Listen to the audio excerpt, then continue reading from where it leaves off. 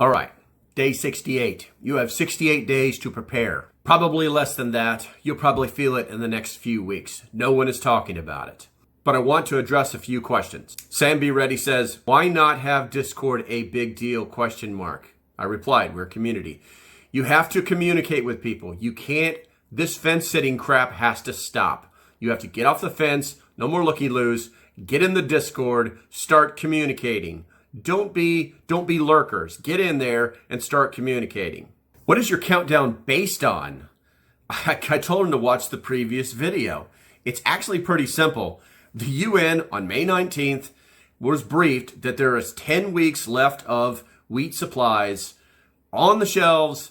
That's it. If you don't know what wheat is in, you might want to Google it. It is in a lot of products. This guy, you know how they get people by finding connection or correlation such as Discord groups? Just saying.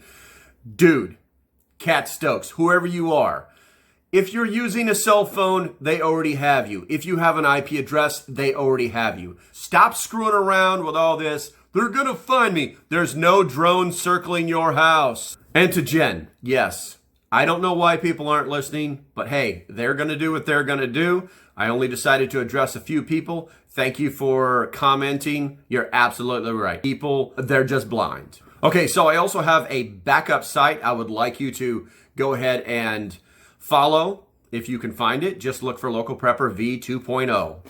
That way, if this one gets shut down, we still have a way to communicate. And if you're not in the Discord, well, I mean, then you can't communicate with us. All right, guys. Lastly, what can you do? 3 things. Store water, store food, set in security measures. Boom, boom, sticks. All right, guys. Until the next time, stay safe, have a great day, and I'll see you when I see you. Bye-bye.